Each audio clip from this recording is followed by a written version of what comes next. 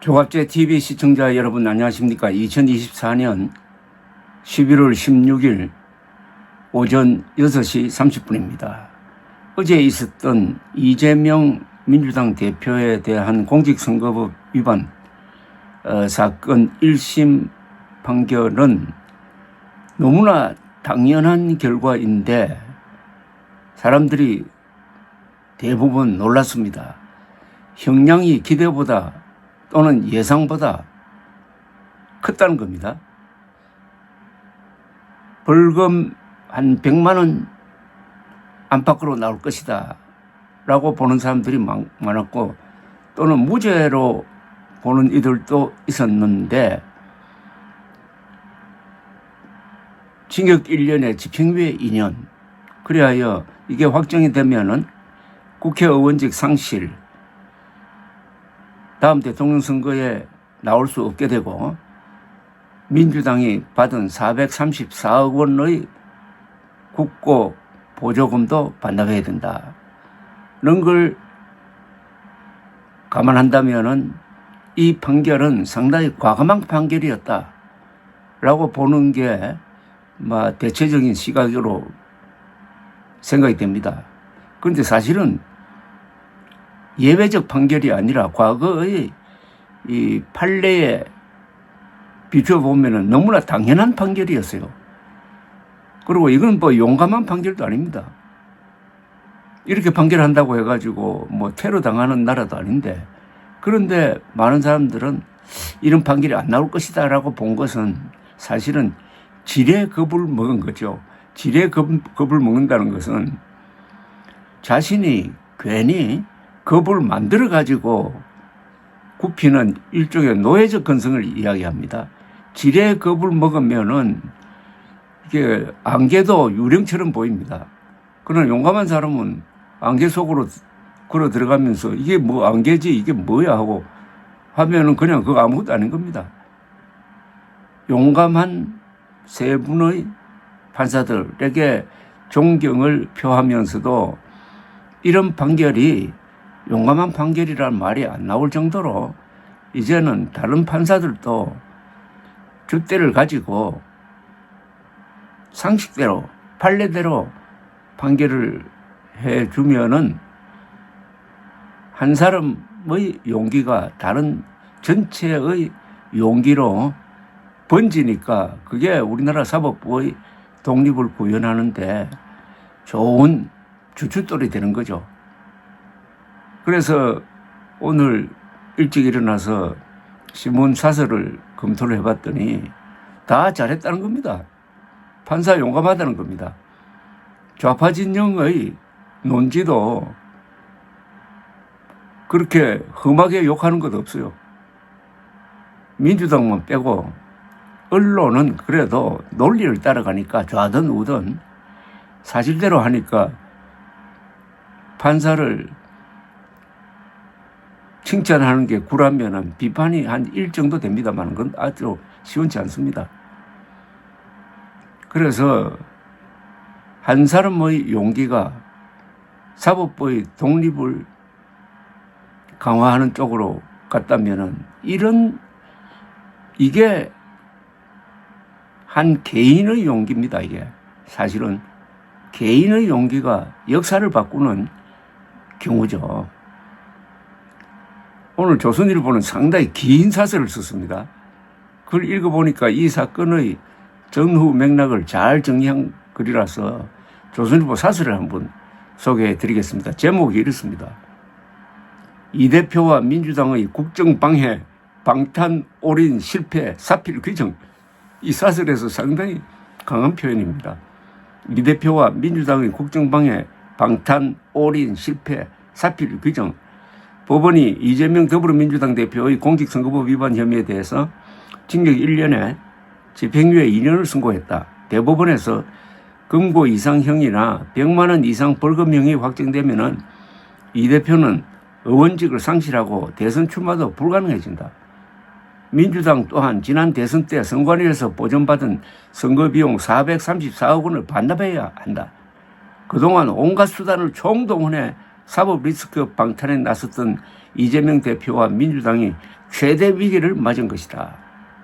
아주 작심하고 썼네요. 재판부는 허위 사실이 공표되면 민의가 왜곡되고 대의민주주의 본질이 훼손될 수 있어 죄책이 가볍다고 할 수 없다고 했다. 이 대표는 지난 대선 당시 국회 국정감사에서 백현동 부지 용도 변경과 관련하여 국토교통부의 협박으로 용도를 상향 조정했다고 주장했다. 하지만 성남시 문건에 국토부가 용도 지역 상향을 압박했다는 내용은 없었다. 성남시와 국토부 공무원들도 국토부 협박은 없었다고 증언했다. 재판부는 이를 근거로 용도지역 변경은 성남시 자체 판단이라며 이 대표 발언이 허위라고 했다. 어제 사건의 핵심이 바로 이겁니다. 아니, 이재명 쪽에서 용도 변경해가지고 특혜를 줘가지고 아파트가 만들어지고 거기서 그와 관련해가지고 또 여러 가지 부패가 발견이 되고 했는데 이걸 국토부에 뒤집어 씌워가지고 국토부가 용도 변경하도록 압박을 했기 때문에 할 수 없이 했다고 아주 악질적인 거짓말을 한 거죠, 사실은. 자신의 잘못을 남에게 덮어 씌우기 위한 거짓말이 제일 나쁜 거짓말 아니겠습니까? 재판부는 이 대표가 방송에 나와 고 김문기 성남도시개발공사 1처장 등과 해외에서 골프를 치지 않았다는 취지로 말한 것도 거짓이라고 했다. 다만 김 씨를 몰랐다라고 말한 부분은 일체의 교유 행위가 없었다는 의미로 단정할 수는 없어 허위사실 공표에는 해당하지 않는다고 했다. 이 대표는 수긍하기 어려운 결론으로 항소할 것이라고 했다. 민주당은 명백한 정치 탄압이며 사법부를 이용한 야당 죽이기라며 대대적 투쟁을 예고했다. 법원 판결에 불복해 2심에서 유무죄를 다투는 것은 정해진 절차지만 정치 탄압으로 몰아 또다시 장외 투쟁으로 가서는 안 될 일이다. 민주당은 그동안 국회 다수 의석을 앞세워 온갖 방식으로 검찰 수사를 방해하고 법원을 겁박해왔다. 민주당은 쌍방울 불법 대북 송금 사건과 대장동 백현동 비리 수사를 담당한 검사들에 대해 줄줄이 탄핵 소추안을 내고 이 대표를 괴롭힌 죄라고 했다. 검사들을 국회 청문회에 부르고 검찰을 수사하는 특검도 추진했다. 민주당 지도부는 판사 선출제를 거론하고 강성 지지층은 판사 탄핵 서명운동을 했다. 이 대표 무죄를 탄원하는 100만 서명운동도 벌였다. 재판부에 대한 압박이나 다름없었다. 이 대표 재판은 하염없이 늘어져 6개월 안에 끝내야 할 선거법 재판이 1심까지 2년 2개월이 걸렸다. 이만큼 법원이 눈치를 봤다는 겁니다.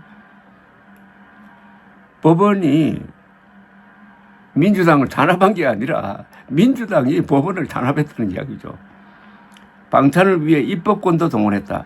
민주당 의원들은 이 대표 처벌을 막기 위해 기소의 근거가 되는 선거법 조항을 바꾸는 개정안을 냈다. 검찰을 겨냥한 수사기관 무고죄를 만들고 표적수사 금지법도 발의했다. 불법 대북 송금 사건으로 구속재판 중인 이화영 전 경기도 부지사는 국회 청문회에 불려와서 일방적으로 변명할 기회까지 얻었다. 국회를 장악한 정당이 오로지 이 대표 한 사람을 위해 입법권을 마구잡이로 휘두른 것이다.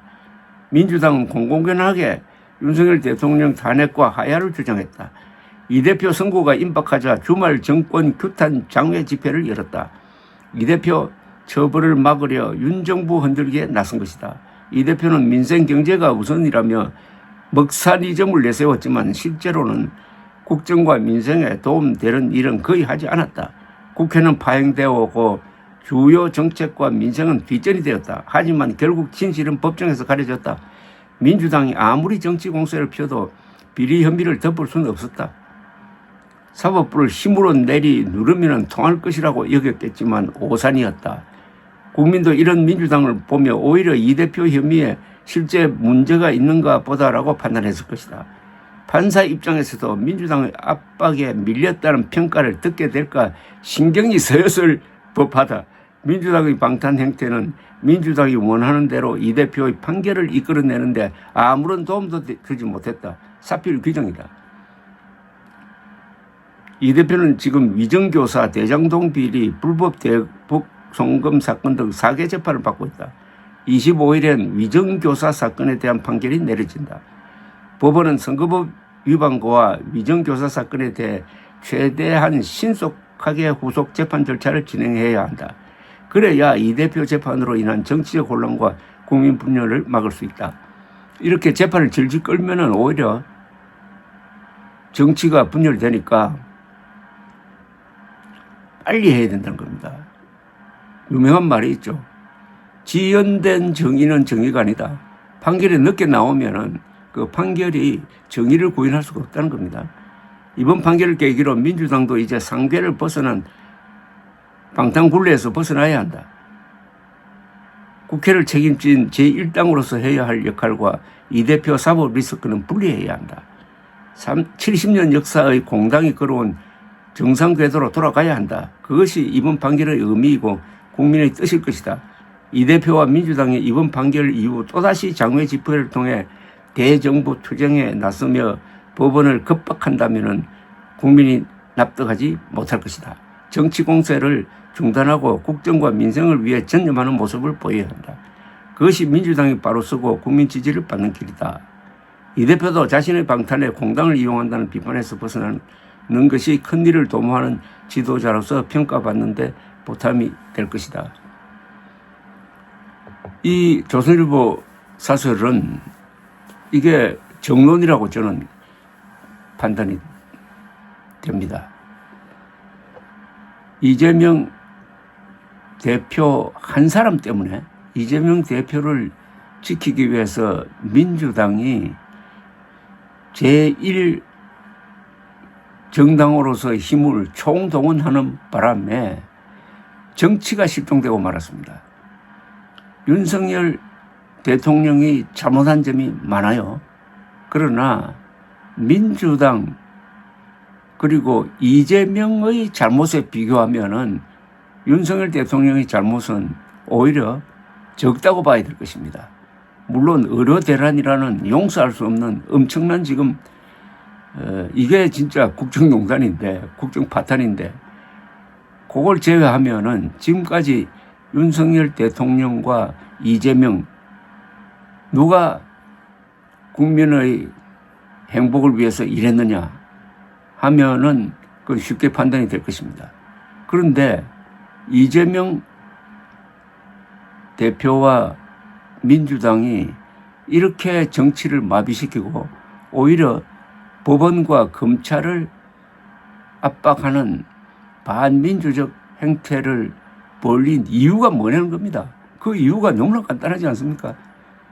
이재명 대통령 만들기 아닙니까? 이재명 대통령 만들기 위해서 정치를, 국정을, 국민 정체를 이렇게 혼란으로 몰고 가고 짜증나게 하는 사람이 대통령이 될 수 있습니까? 어제 판결로 해서 이재명 대통령 길이 한 80% 정도 막혔다는 것은 그건 부인할 수 없는 사실입니다. 이거는 바로 이재명의 자업자득입니다. 그런 점에서 어제는 한국의 사법부가 정의를 세웠다고 볼 수 있고 민주주의의 핵심인 사법부의 독립을 확인했다는 점에서 축하할 날입니다. 한국 민주주의가 어제 한 걸음 진전했습니다. 감사합니다.